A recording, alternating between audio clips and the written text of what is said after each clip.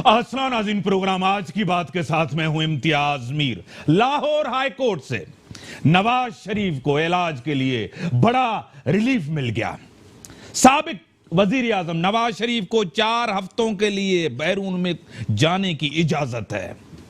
तमाम हरबे जो हुकूमत के थे वो सब खत्म हो गए, शहबाज शरीफ साहब कह रहे हैं। क्या मुल्क के अंदर डील और ढील का तासुर खत्म हुआ? हुकूमत ने जो कहा था, हुकूमत का मौकिफ रद्द हुआ। नए साल में कोई गवर्नेंस बेहतर होगी, शेख रशीद साहब कह रहे हैं। क्या नवाज शरीफ का बाहर जाना तहरीक इंसाफ के और नून लीग के मुफाद में है सियासी तौर पे? नवाज शरीफ बार बार फवाद चौधरी साहब कह रहे हैं कि नवाज शरीफ वापस नहीं आएंगे। यह तासुर क्यों दिया जा रहा है? अगर ह्यूमैनिटेरियन ग्राउंड्स के ऊपर उसको भेजा जा रहा है तो फिर तनकीद क्यों की जा रही है? मौलाना फजल रहमान साहब, वो बंदा कह रहा है परवेज इलाही स्पीकर पंजाब असेंबली, बड़े इत्तेहादी काफली का मामला तय हुए, समझौता हुआ, अंडरस्टैंडिंग हुई है मौलाना फजल रहमान के, तभी तो वो धरना उन्होंने खत्म किया है इस्लामाबाद से। पीपल्स पार्टी तैयार नहीं, बिलावल साहब तैयार नहीं, कह रहे हैं कि हमसे मुशावरत नहीं कर रहे, हमें बताया नहीं गया, हमें नहीं बताया जाता, हम सिविल नाफरमानी की हिमायत नहीं करेंगे जब तक हमें कॉन्फिडेंस में नहीं लिया जाएगा प्लान बी और सी के, तो हम हिमायत नहीं कर सकते। इसी को अपने स्टूडियो में दावत दिया मोहतरम जनाब इशफाक मंगी साहब, रहनुमाए पीएसपी के सीनियर रहनुमाए, एमपीए भी रह चुके हैं, मिनिस्टर भी रह चुके हैं। सर मैं आपको वेलकम करता हूं अपने प्रोग्राम में। उसी के साथ मोहतरम जनाब डॉक्टर करीम Khwaja Sahab, senior रहनुमाए Pakistan peoples party के सेनेटर भी रह चुके हैं, मैं आपको वेलकम करता हूं डॉक्टर साहब अपने शो में। उसी के साथ अदील अहमद साहब, एमपी हैं तहरीक इंसाफ के, यंग हैं, वोकल हैं, खुल के बात करते हैं। मैं सर आपको वेलकम करता हूं अपने प्रोग्राम। सर बार बार रोका गया, बार बार उसको नहीं जाने दिया गया, नहीं आएंगे नवाज शरीफ। आज कोर्ट से बड़ा रिलीफ मिला है नून लीग को। मेरे ख्याल में इम्तियाज साहब, आज जो अदालत से साबिक प्राइम मिनिस्टर मोहम्मद नवाज शरीफ साहब को जो रिलीफ मिला है, मेरे ख्याल में इंसानी बुनियादों पे, और हम लोगों की भी ये थी, हमने हिमायत की थी कि मियाँ साहब को, क्योंकि वो सीरियस थे और हुकूमत ने भी ये कहा था कि बिल्कुल वो बीमार हैं। और फिर अदालत में जब वो गए, उनके भाई शहबाज शरीफ साहब और उसकी बेटी जब गए, हमने भी ये डिमांड की थी कि जो है मियाँ साहब को जाना दिया जाए। 3 मरतबा वो प्राइम मिनिस्टर मुल्क के रह चुके हैं, और आज अदालत से उनको जो रिलीफ मिला है हम समझते हैं, खुशाइन समझते हैं, अच्छी बात है। और साथ साथ मैं ये भी कहूँगा कि हुकूमत ने जो, मैं समझता हूँ उसको, हुकूमत ने भी इस बात की अपनी कोई वो वेलकम किया है, अपनी अना नहीं रखी है, तो अच्छी बात है। और हम समझते हैं कि इंसानी बुनियादों पर एक बीमारी पे जो है वो क्या दोनों को फायदा है, नून लीग को भी फायदा है, तहरीक इंसाफ को भी फायदा है, लग रहा है सियासी। देखिए मैं समझ रहा हूँ, मेरा जो पॉइंट ऑफ व्यू है वो ये है कि एक बीमारी पे जो है वो सियासत नहीं करनी चाहिए। उनको जो है वो मिला है, और मुझे यकीन है जब वो उसकी बीमारी जब खत्म हो जाएगी तो वजीर आजम साहब, लेकिन सियासत तो दोनों ने की है। सियासत सब करते हैं, लेकिन इस वक्त इनका मामला जो था वो था ज़ाहिर है उसके सेहत के हवाले से, और यकीन उनकी सेहत ख़राब थी। और एक पाकिस्तान में एक बड़ा वो तमाम पॉलिटिकल जमात, मेरे ख्याल में इस पर जो है वो सियासत न की जाए तो अच्छी बात है। हमने तो पाकिस्तान पार्टी का ये पॉइंट ऑफ व्यू था कि जो है उनको जाना चाहिए। डॉक्टर साहब आप क्या कह रहे हैं कि हुकूमत का मौकिफ था नहीं, श्योरिटी बांध दे, सिक्योरिटी बांध दे, नहीं आएंगे। आज भी कह रहे हैं कि वो गए हैं, नहीं आएंगे। आज भी हुकूमत का यह मौकिफ है, लेकिन हुकूमत का मौकिफ मुस्तरद हुआ है। देखिए बात सुने, मसला ये है कि मैं एक पॉलिटिकल वर्कर भी हूँ और मेडिकल डॉक्टर भी हूँ, और प्रैक्टिसिंग मेडिकल डॉक्टर हूँ। तो मैंने उसको बारीक बीनियों से अखबारों में और जो इंफॉर्मेशन कलेक्ट की थी उस हिसाब से तो वो बिल्कुल उनकी सेहत जो है अच्छी पोजीशन नहीं है, और डॉक्टर्स भी ये कह रहे थे और मेडिकल बोर्ड भी ये कह रहा था। यहाँ इस मुल्क में बहुत बड़े हादसा हो चुके हैं। शहीद बेनज़ीर भुट्टो को शहीद किया गया, या मियाँ जुल्फ़कार अली भुट्टो शहीद को किया गया। तो अगर कोई और हादसा होता है तो मेरे ख्याल से वो पाकिस्तान के लिए, खुसूसन पाकिस्तान के अवाम के लिए अच्छी बात नहीं है। तो ये जो तहरीक इंसाफ में ने जो इमेच्योरिटी के जो स्टेटमेंट्स आए थे इनके, मुख्तलिफ लोगों की तरफ से, तो वो मेरे ख्याल से उससे वो काउंटर प्रोडक्टिव चीज़ें हुई। अब तो कोर्ट ने फैसला किया है और उसको जल्द से जल्द जो है उसको बाहर जाना चाहिए, क्योंकि इसके बड़े बेटे की स्टेटमेंट पहले भी आई थी, उसमें उसने कहा था खदशात जहर के। तो अगर देखा जाए तो वो एक पॉपुलर लीडर हैं, उनको जितना जल्द हो सके अगर जजमेंट आई है तो उसको बाहर भेज देना चाहिए। क्या डील और ढील का तासुर खत्म हुआ है? देखें, ये चीज़ों का जवाब मैं इम्तियाज़ इस महीने की एंड के बाद ही कुछ कह सकता हूँ, उसके बाद चीज़ें क्लियर। 28 के बाद नहीं, इस महीने की एंड की मैं बात कर रहा हूँ, उसके बाद ही मैं कुछ इस पोजीशन। क्योंकि शेख रशीद साहब कह रहे हैं कि आसिफ जरदारी साहब, फरियाल टालपुर साहिबा समेत तमाम के मामला बार्गेनिंग की तरफ जा रहे हैं। देखें, आसिफ जरदारी साहब जो कि सदर मुमलिकत भी हैं और 4P के प्रेसिडेंट भी हैं, और मैडम फलियार तालपुर साहबा MPA भी हैं और एक अच्छी खातून भी है।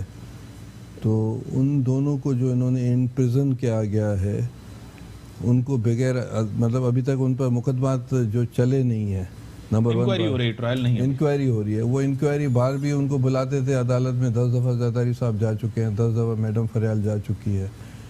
तो ये उन्होंने जो है गैर कानूनी तौर पर किया है।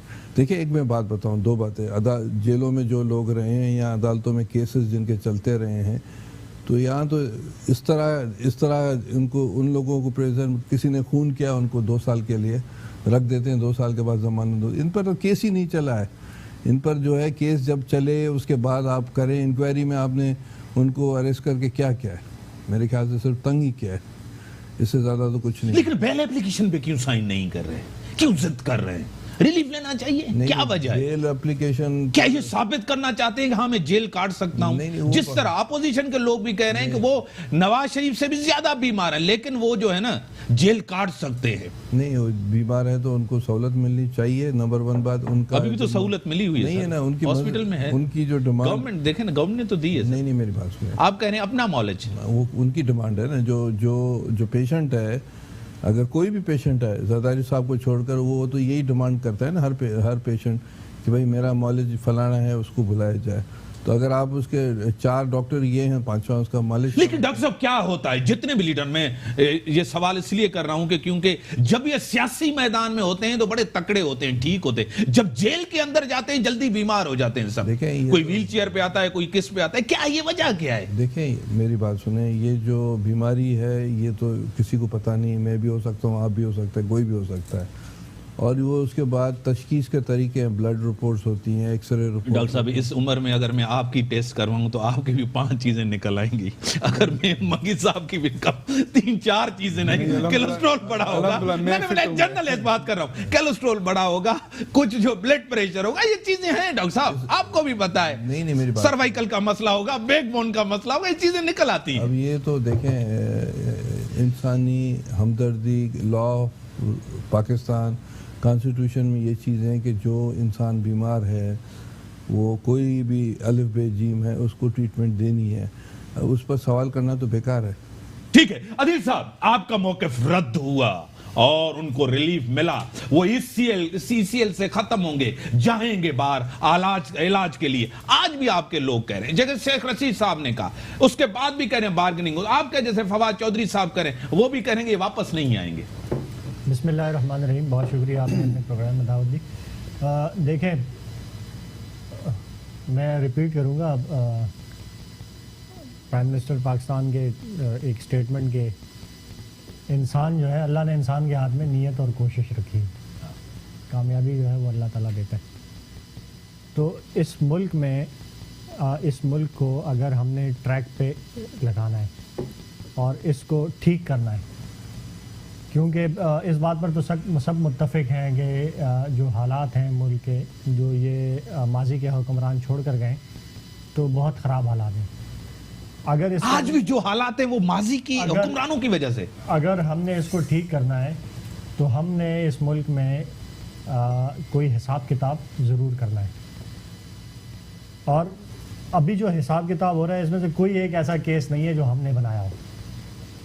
पुराने पीपल्स पार्टी और नून लीग दोनों ने एक दूसरे पे जो केसेस पहले किए हुए थे और पॉलिटिकल बार्गेनिंग टूल के तौर पर इस्तेमाल करते थे, आज वही केसेस अदालतों में चल रहे हैं। इस मुल्क का अलमिया ये है कि यहाँ पे गरीब के लिए एक कानून और अमीर के लिए जो है वो अलग कानून है। आज हम सुनते हैं कि कहते हैं कि इंसानी हमदर्दी की बुनियादों पे फ़लाँ सियासतदान को जो है वो मालिज ज़ाती देना चाहिए, जेल से निकाल के हस्पताल में रखना चाहिए, बेल दे देनी चाहिए, बाहर जाने इलाज की इजाज़त दे देनी चाहिए।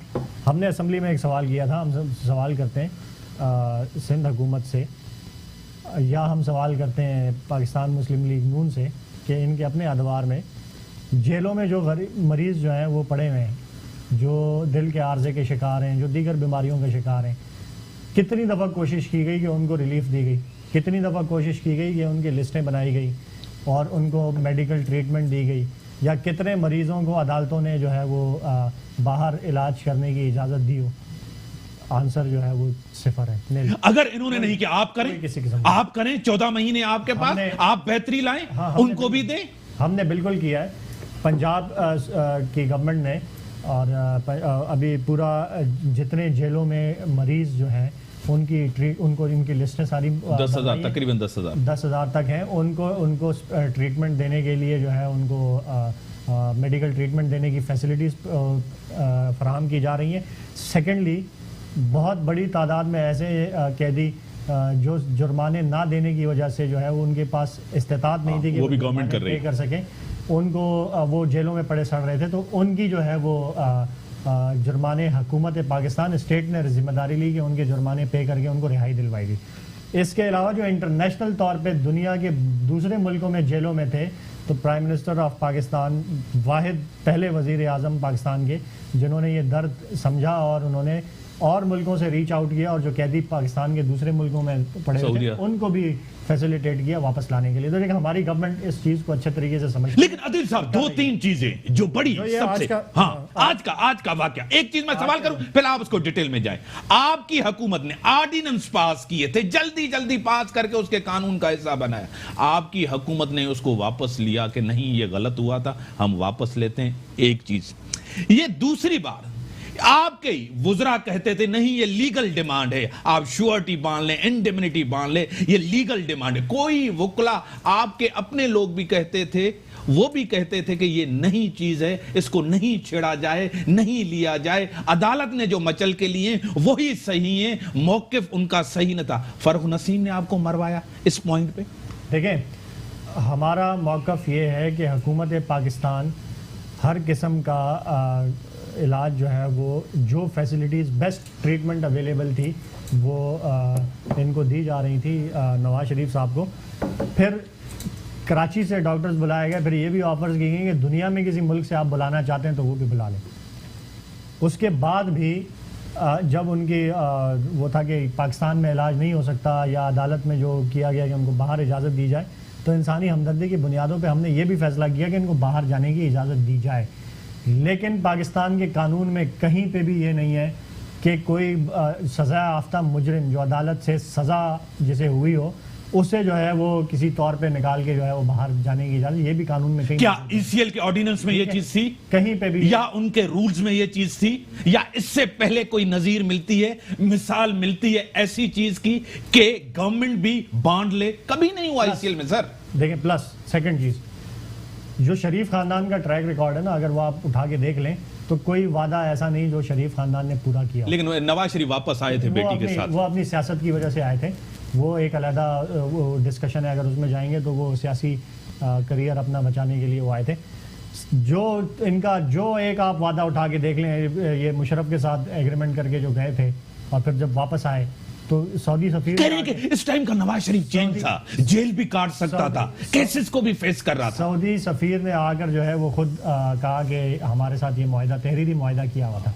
सही कर 2008 के इलेक्शन में सारी जमातों ने, एपीडीएम ने जो है वो फैसला किया, प्रेस कॉन्फ्रेंस की नवाज शरीफ ने बैठ के हम बायकॉट करेंगे, वहां से जो है ना यू टर्न किया और सीधा जाके इलेक्शन लड़ लिया उन्होंने ऑपोजिशन में पीपल्स पार्टी ने convince ठीक है। किया। सेकंड फिर आप देख लें और जितने इनके वो हैं वादे हैं, कोई एक वादा क्या इमरान खान का कोई वादा पूरा हुआ है? उसने जितने वादे किए एक वादा पूरा किया। हाँ। एक वादा पूरा, घरों का वादा, नौकरियों का वादा, आपको मैं गिनवा सकता हूँ, सारे वादे मैं आपको गिनवा सकता हूँ। मैं अभी नवाज शरीफ की बात हो रही है, करें तो मैं आ जाऊं मंगी साहब की तरफ। इन्होंने एक भी कोई वादा, तो इनका वो रिकॉर्ड जो है वो मद्देनजर रखते हुए और एक अदालत से सजा याफ्ता मुजरिम के हैसियत से उनको ये कहा गया, बड़ी मुनासिब सी डिमांड थी, पैसे नहीं मांग रहे थे उनसे, एक श्योरिटी बॉन्ड मांग रहे थे कि आप लिख के दें कि आप इलाज करके वापस आएंगे। अगर वो उस चीज से भी घबरा रहे हैं, कतरा, इसका मतलब क्या है? कहीं भी आप रैंसम मांग रहे हैं, तावान मांग रहे हैं, वापस आने की नियत ही नहीं है। इसका मतलब तो ये है, अभी तो हम मानते हैं इस फैसले को, वेलकम करते हैं, मानते हैं, तस्लीम करते हैं। नंबर 2, हम ये समझते हैं, हमने तो इंसानी हमदर्दी की बुनियादों पे ये फैसला भी किया और हमने ये रिलीफ भी दी कि आप ठीक है बाहर जाके इलाज करवा लें, और हमने श्योरिटी बॉन्ड के लिए कहा। लेकिन क्या मियां मोहम्मद नवाज शरीफ का कोई एक बेटा इतना काबिल और गैरतमंद नहीं कि अपने वालिद को बचाने के लिए 7 अरब क्या चीजें उनके? लेकिन अभी तो ये सारा क्रेडिट कोर्ट को जाता है, आप लोगों को नहीं जाता। नहीं, ठीक है, इनके अपने बेटों को भी नहीं जाता, ठीक है, कोर्ट को जाता है, उनको भी नहीं जाता, अदलिया को जाता है, ठीक है। अदलिया ने रिलीफ दिया। लीग में कोई इतने सारे चमचे कड़चे घूम फिर रहे हैं, उनमें से कोई एक इतना काबिल और वो नहीं था कि वो इनकी ब्रेक का टाइम वगैरह बॉन्ड जो है वो दे के नवाज शरीफ को बाहर ले। नाज़रीन, ब्रेक का टाइम हो गया, ब्रेक के बाद आता हूं इशफाक मंगी साहब के साथ। वेलकम बैक नाज़रीन। क्या वाकई आज जिम्मेदार जो हालात है, मुआशी सियासी जो अफरा तफरी है मुल्क के अंदर, इसका जिम्मेदार जिस तरह आदिल साहब करेंगे, आज भी वही हालात उन्हीं पिछली गवर्नमेंट्स की वजह से, नून लीग और पीपल्स पार्टी। क्या आप भी ये समझते हैं? देखें, इस वक्त हुकूमत जो है वो ज़ाहिरिया खान साहब की है और मैं अपोजिशन का रोल प्ले कर रहा हूँ और असेंबलियों के बाहर रोल प्ले कर रहा हूँ। और ज़ाहिर जो हुकूमत करेगा, अगर वो काम अच्छा करेंगे तो हम उनकी सपोर्ट करेंगे, वाह करेंगे। अगर नहीं करेंगे तो ज़ाहिर मैं अपोजिशन में तरदीद करूँगा, मुखालफत करूँगा, और बिल्कुल, क्योंकि मैं अवामी नुमाइंदा हूँ, मैं अवाम की बात करूँगा। खान साहब, देखिए, मैं समझता हूँ पीपल्स पार्टी की जो लास्ट में पहले हुकूमत रही है या नून लीग की रही है, उससे भी बदतर जो हुकूमत इस वक्त चल रही है पाकिस्तान में, वो तहरीक इंसाफ की चल रही है। अब मेरे भाई हैं, ज़ाहिर मैं, क्योंकि इनका भी ताल्लुक जो है वो सूबा सिंध से है, सिंध के दारुल खिलाफत कराची से इनका ताल्लुक है। यहाँ से MP मुंतखब हुए। मुझे जितना सिंध से मैं प्यार करता हूँ, पाकिस्तान से मैं प्यार करता हूँ, इतना ये भी करते हैं। इस वक्त सिंध की सिर्फ हम सिंध की बात करते हैं, आगे बाद में चलते हैं, वहाँ भी सेम सूरत हाल है। आप सिंध की सूरत हाल है, कराची से लेकर कश्मीर तक, मुझे ये बताएं कि वज़ीर आज़म साहब शिकारपुर में कितनी मरतबा आए हैं, लाड़काना जैकोबाद में कितनी मरतबा आए हैं, ठट्टा बदीन में कितनी मरतबा हैं, यहाँ की सूरत हाल क्या है? आज देखें, यहाँ पर किसी बच्चे को कोई कुत्ता काट रहा है तो कोई एक जो है उनको वैक्सीन नहीं मिल रही है। क्या वज़ीर आज़म साहब क्या हमारे सिंध के जो है वो प्राइम मिनिस्टर नहीं है? नंबर 1।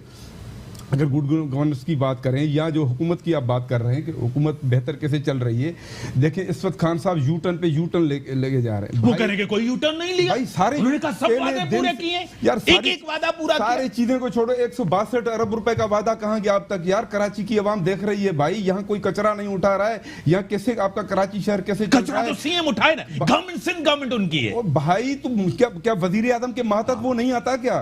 गवर्नर क्या कर रहा है, सूबाई असेंबली के मेंबरान क्या कर रहे हैं, सेनेटर क्या कर रहे हैं, वफाकी वज़रा क्या कर रहे हैं? ये कराची शहर किसके रहम करम पे है भाई?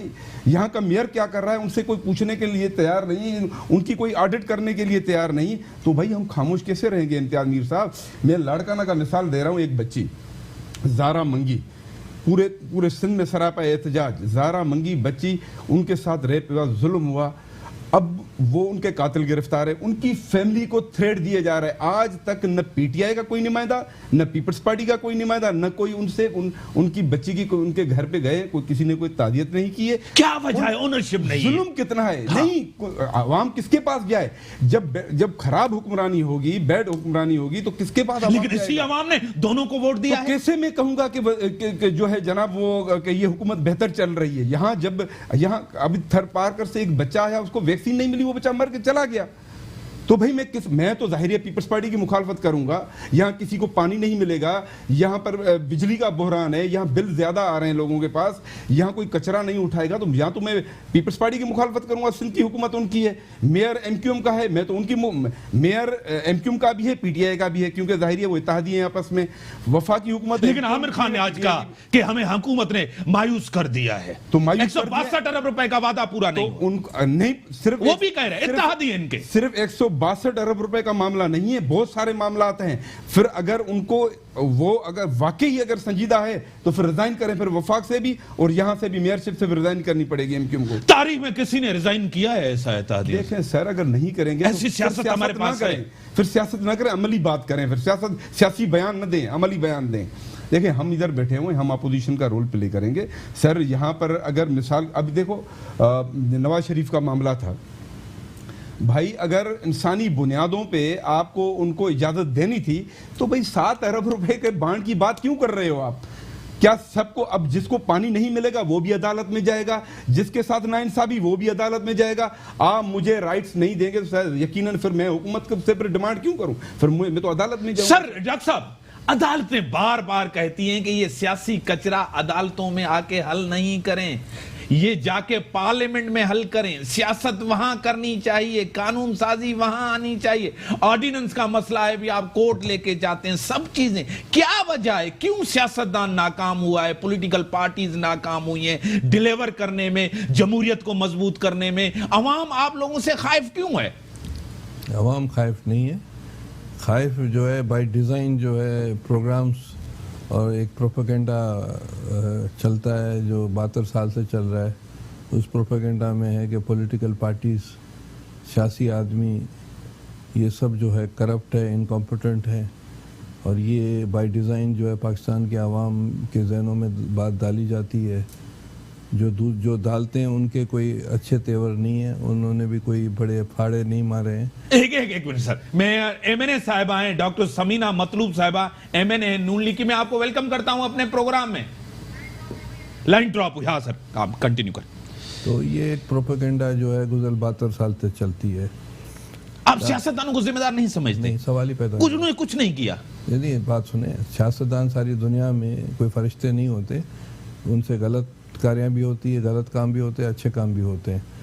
पर दूसरे जो है जिनके कॉन्स्टिट्यूशन में जिनके एक तैनात है कि ये चीज़ करनी है, वो क्यों बाहर आते हैं? वो अपने हदूद में रहें, और वो उनकी गलत कार्यों की वजह से पाकिस्तान। जमहूरियत का मतलब है आप जो है ना करप्शन करें, सब कुछ करें, एहसाब नहीं हो, पूछा भी नहीं जाए। नहीं तो पूछा है, पूछने के लिए जमहूरियत में अकाउंटेबिलिटी नहीं है। अकाउंटेबिलिटी है ना, अगर करते हैं तो आप कहते हैं विक्टिमाइजेशन, आप कहते हैं जमहूरियत खतरे में, आप कहते हैं हमारे खिलाफ साजिश हो रही है। नहीं, इलेक्शंस है ना, इलेक्शंस में पता चल जाएगा कि हमने काम किया है नहीं किया है।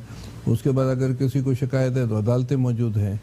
बाकी ये ज़रूर है, ये बात है कि जो पार्लियामेंट्स हैं उनको according to the rules and regulations चलना चाहिए, और इसमें पार्लियामेंट अगर सही चलेगी तो मेच्योरिटी आएगी। मैं आपके सामने बताऊं, जब मैं सेनेटर बनकर गया तो एकेडमिकली मुझे वहाँ ये पता चला कि जो है मोहम्मद खान जुनेजो 85 के बाद, उससे पहले तो भुट्टो साहब थे, वो तो लाजवाब किस्म की उन्होंने पार्लियामेंट चलाई शहीद भुट्टो ने। पर 85 में जो आई थी असेंबली मोहम्मद खान जुनेजो की, उसको बहुत ज्यादा क्रेडिट। ठीक है सर, मैं टेलीफोन लाइन पे इन करके फिर आप बता। डॉक्टर समीना मतलूब साहिबा एमएनए हैं नून लीग की, मैं आपको वेलकम करता हूं अपने प्रोग्राम में।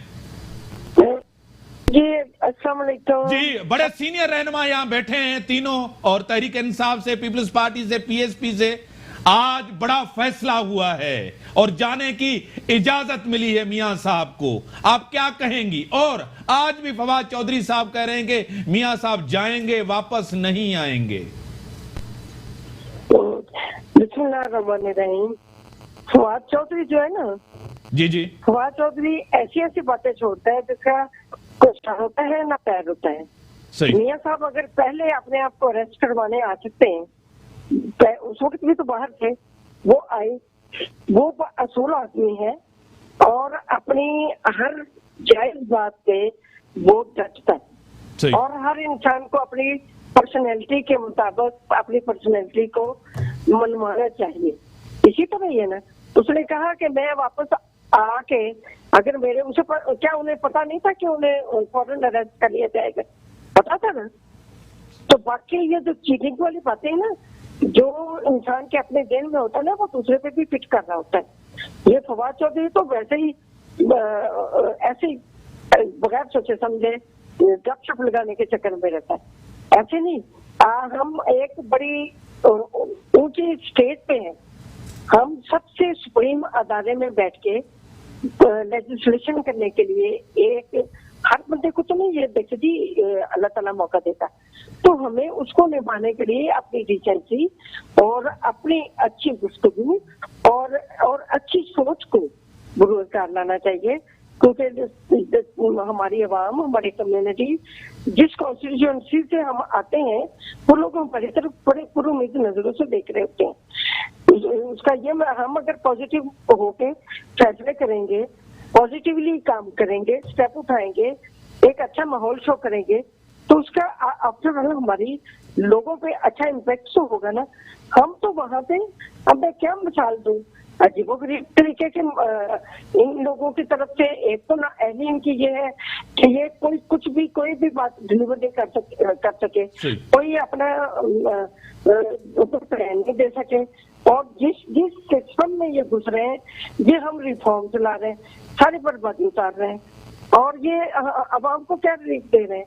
कुछ भी नहीं दे रहे, सिर्फ सियासत इनकी घूमती है मियाँ साहब के। लेकिन जो मुल्क के हालात हैं आज, जो मुल्क के हालात हैं, वो यहाँ एमपीए साहब कह रहे हैं जिम्मेदार नून लीग और पीपल्स पार्टी है, आपने यहाँ जो है ना तबाही और बर्बादी करके गए हैं। आवाज आ रही है? लाइन ड्रॉप गुजार देंगे। हाँ। और ना इन्होंने करना कुछ है, ना ये जो राज लाप रहे हैं ना, ये उसको भी साबित नहीं कर पा रहे। क्या चीज साबित कर पाए? अभी तो उनके इर्द गिर्द खुद अपने इर्द गिर्द जो शिकंजे आ रहे हैं, ये अपना फॉरेन फंडिंग के केस का जवाब नहीं दे रहे, आगे भाग रहे हैं। ये कब तक भागेंगे, कब तक छुपेंगे? इनके इर्द गिर्द क्या नेब का लोग नहीं खड़े? मुझे ये बता दें। और बाकी सब पे नेब हावी है और इन लोगों के ऊपर हावी नहीं, कि बाकी लोगों को बगैर अपने इन्वेस्टिगेशन के दौरान ही ये उठा के ले जाते हैं और इनकी इन्वेस्टिगेशन ही नहीं शुरू होती। This is not fair. आप अगर फेयरनेस का या इख्तिताब का नारा लगाते हैं ना, इंसाफ का नारा लगाते हैं, आपको हमेशा सबसे पहले इंसाफ और इंतजाम करने की करना होता है, ताकि कोई आपको शर्मसार न कर सके। मैं आपको ये कह सके कि आप तो अपने तमाम क्रिमिनल लेके बैठे हुए, मुख्तलिफ पार्टियों के लोग इनके इर्द गिर्द क्रिमिनल माइंडेड लोग हैं। इन्होंने अपना नया मंसूब क्या दिया है? इन्होंने तो पार्टी वो कहते हैं ना अपना टोटो में पीसेस में जोड़ के तो अपनी पार्टी बनाई हुई है। ये कल खुदा न खासा इनकी हुकूमत पे दबाव आता है तो ये सारे पीसेस बिखर के इधर उधर गिर जाने हैं। उसका फायदा इनकी अपने जो एमपीए एमएनएज हैं जो इलेक्ट होके आए हैं, मुझे ये बताएं उनकी क्या अहमियत है? उनको ये किसी यकीन दहानी उन पर किसी को यकीन नहीं है। इमरान खान को इनकी अहलियत पे यकीन नहीं है, वरना ये फ्रंट पे नॉन इलेक्टेड लोगों को लेके आते। अब ये इनकी तो अपनी पार्टी में इनकी अपनी बड़ी इंसल्ट है, इनकी अपनी पोजीशन ही कोई नहीं है। नॉन इलेक्टेड लोग आगे आए हुए हैं तो क्या जरूरत पड़ी हुई है इलेक्शन लड़ के और अपने लोगों के साथ प्रॉमिसेस करके और उनके साथ वादे करके हम आते हैं आगे, और बाकी नॉन इलेक्टेड लोग आगे अपनी अपनी कुर्सियों पे मजे ले रहे।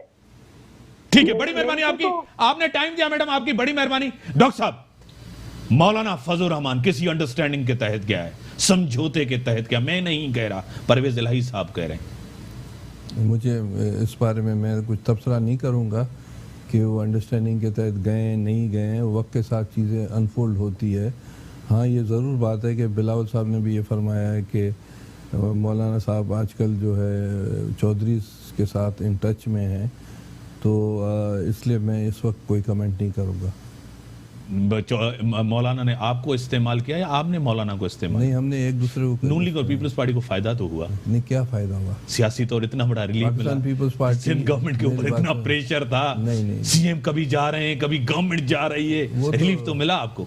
देखिए, ये इस तरह की बातें जो हैं, फलाना जा रहा है, फलाना आ रहा है, फलाना की हुकूमत आ रही, ये पाकिस्तान में कुकअप्स चीज़ें होती रहती हैं। हुई नहीं है, ये सच नहीं हुआ ऐसे। नहीं, मैं नहीं ऐसे लोग भी आए हैं जिनको कभी ख्याल ख्वाब में नहीं था, वो प्राइम मिनिस्टर भी बने, सीएम भी बने। मेरी बात सुने।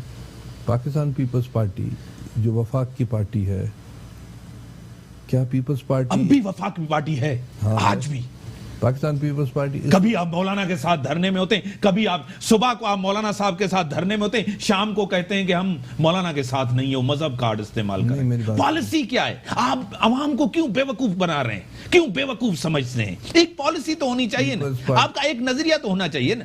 पाकिस्तान पीपल्स पार्टी इस पाकिस्तान में इस वक्त सेंटर टू द लेफ्ट वाहिद पार्टी है जो वफाक की पार्टी है। अब दूसरी जो भी पार्टीज़ हैं वो तकरीबन centre to the right party हैं। जिनके 3% और 4% वोट हों, उनके कंधों पर बैठकर हम डील करेंगे क्या? डील किस दौर में नहीं हुई? नहीं, डील सबसे बड़ा एनआरओ जो हुआ था जी, कियानी साहब ने जो इतना बड़ा किरदार अदा किया था, क्या वो नहीं हुआ था? देखिए, नवाज शरीफ बाहर गए थे, क्या वो डील नहीं थी? क्या हमारे मुल्क के अंदर कोई डील नहीं हुई? क्या हमारे मुल्क के अंदर ये चीजें नहीं हुई जो आज डॉक्टर साहब इनकार कर रहे हैं? क्या अवाम को पता नहीं है किस तरह लोग लाए जाते हैं, किस तरह निकाले जाते हैं? कभी पीपल्स पार्टी एंटी एस्टेब्लिशमेंट होती है, हुकूमत में होती है तो प्रो एस्टेब्लिशमेंट होती है। तारीखी तौर पर मैं एक सियासी वर्कर की हैसियत से बयान दे रहा हूँ और एक सोशल साइंटिस्ट की, जो डील्स अगर प्रीवियसली एनआरओज हुए हैं वो जो अनफॉर्चुनेट है, ठीक है। और मैं नहीं समझता हूँ कि पॉलिटिकल पार्टी एनआरओस करके सरवाइव कर सकती है। तो अगर प्रीवियसली हुए हैं दैट वाज अनफॉर्चुनेट।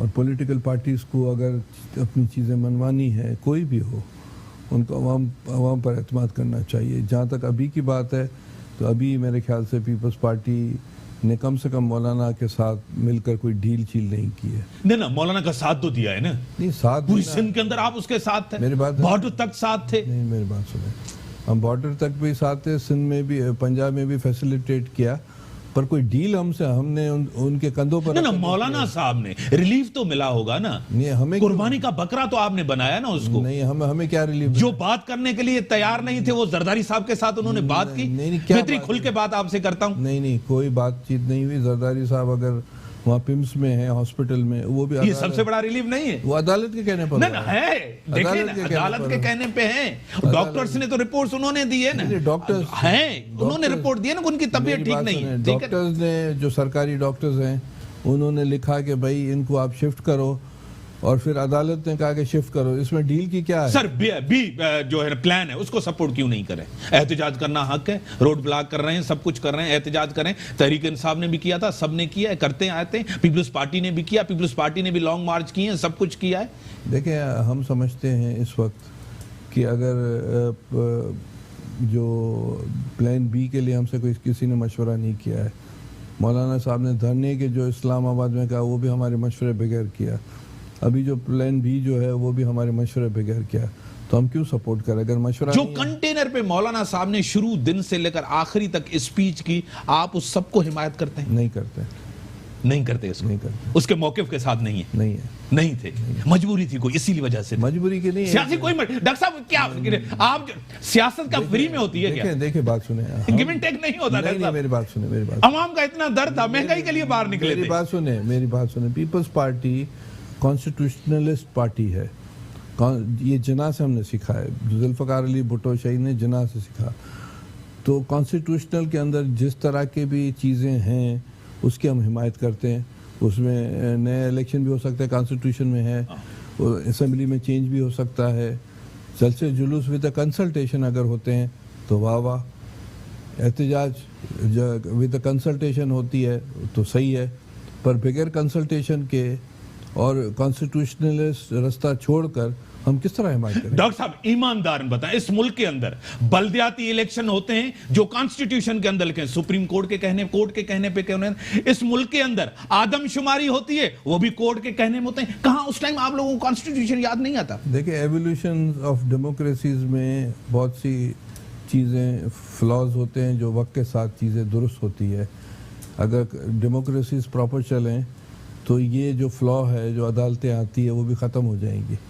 अगर चीज़ें प्रोसेस सही चलता है तो। ठीक है अदिल साहब, आपने भेजा था, आपकी गवर्नमेंट के साथ है, परवेज इलाही किस तरह बात कर रहा है कि अंडरस्टैंडिंग और समझौता, ऐसे नहीं गए सब कुछ, ये कैसा क्या है? उन्होंने क्या है, उनको उन करते हैं उनके बयानात को सबको। देखिए पहले मैं आपके बात का जवाब दूं या दो तीन चीजें जो आप जहां से आप शुरू करें। दो तीन चीजें हैं। एक तो मंगी साहब ने कहा कि वो ऑपोजिशन कर रहे हैं सिंध में, और वो तो पीएसपी जो है वो सिंध असम्बली में तो नहीं है, तो सिंध असम्बली में तो ऑपोजिशन नहीं कर सकती। अच्छा, ग्रास रूट लेवल पर और ग्राउंड पे भी हमें कोई इस तरह का एहतजाज या कोई बड़ा ऑपोजिशन फैक्टर नजर लेकिन नहीं उनका आता। एक अपना पॉइंट ऑफ व्यू है।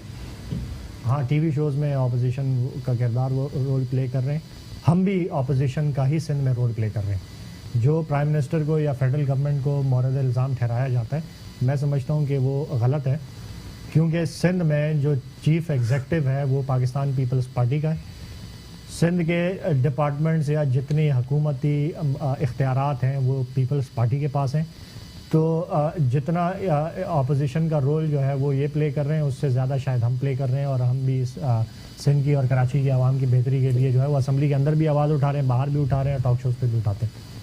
सेकंड बात आ गई उस कॉन्स्टिट्यूशनलिस्ट पार्टी के हवाले से, एक मैं कहूँगा कि एक सवाल है छोटा सा मेरा, कि क्या कॉन्स्टिट्यूशन के अंदर किसी सिविलियन मार्शल लॉ एडमिनिस्ट्रेटर का कोई क्लॉज मौजूद है? जुल्फ़िकार अली भुट्टो साहब इस मुल्क के वाहिद सिविलियन मार्शल लॉ एडमिनिस्ट्रेटर रहे। वो हालात अलग थे। फिर हम इस पे आ जाएं अगर कॉन्स्टिट्यूशनल उस पे, तो कॉन्स्टिट्यूशन हमें कहता है कि बाइख्तियार बलदियाती निज़ाम बनाया जाए। कॉन्स्टिट्यूशन हमें कहता है कि एनएफसी अवार्ड जब सूबों को मिलता है तो सूबों को पीएफसी अवार्ड भी देना चाहिए डिस्ट्रिक्ट लेवल। कॉन्स्टिट्यूशन हमें कहता है कि बेसिक राइट्स जो है एजुकेशन के, हेल्थ के, सफाई सुथराई के, ये लोगों को दिए जाएं, तो क्या वो सिंध में दिए जा रहे हैं? कॉन्स्टिट्यूशन हमें कहता है कि आप जो है वो जो भी गवर्नमेंट का निज़ाम है उसको चलाना जो है वो अगर 18वीं तरमीम के बाद सारा इख्तियारात सूबे के पास है, तो क्या वो कॉन्स्टिट्यूशनली ऑब्लिगेशन पूरी कर रही है? लास्टली मैं इस पे आऊँगा कि जो आज का फैसला हुआ है ये कोई पहली दफ़ा नहीं हुआ। शरीफ ख़ानदान को अदालतों से कोई पहला रिलीफ नहीं मिला। ये रिलीफ की जो दास्तान है ये पुरानी है, और मेरी दुआ है अल्लाह ताला से, अल्लाह करे कि हमारे मुल्क की अदालतें एक गरीब आदमी को भी 3:20 पर दरख्वास्त जमा हो तो 4:25 पर उसकी समाअत करें। ठीक है डॉक्टर साहब, बात तो उन्होंने सही की। हाँ। हमारी ये दुआ है कि अल्लाह करे इस मुल्क की अदालतें, अगर किसी गरीब आदमी का केस पीर के दिन लगा हुआ हो तो उसको पीर से शिफ्ट करके हफ्ते के दिन सुना जाए। ठीक है, आधा मिनट है मेरे पास। हाँ, जवाब में। हाँ। मेरी एक दुआ है कि आज भी सिंध की एक बेटी है, उसका केस खुद चीफ जस्टिस साहब ने उनसे जाके मुलाकात हुई, उनका नोटिस लिया, उम्मे रुबाब चांडियों का, उनका भी केस जो है वो अदालतों में होना लगा हुआ है। उनसे साथ मेरी अदालतों से दस्त बस्ता दरखास्त है कि बहुत सारे गरीब जो हैं उनकी केसेस अदालतों में लगे हुए, उन पे भी गौर किया जाए। ठीक है सर, आधा मिनट आप जवाब कोई देना चाहें आदिल साहब की बात पे? कोई रेस्पॉन्ड करना है आपको, करना है मुझे आधे मिनट मुझे करना है। हाँ चलो, हाँ करें सर। मसला ये है कि ये जुल्फ़िकार अली भुट्टो शहीद की बात कर रहे हैं कि सिविलियन मार्शल लॉ। मैं आपको बताऊं कि कॉन्स्टिट्यूशनली मैं बताऊं कि जब कायद-ए-आज़म मोहम्मद अली जिन्ना ने जब गवर्नर जनरल का ओथ लिया था, तो उस गवर्नर जनरल में वफादारी किस तरफ, मतलब वो उसको लेना था, उस ओथ में ये चीज़ें थी कि गवर्नर जनरल जो है कॉमनवेल्थ का होगा और उसकी वफादारी फलाने से होगी। तो जिन्ना साहब नहीं चाहते थे, मगर क्योंकि कॉन्स्टिट्यूशनली उसको लेना था।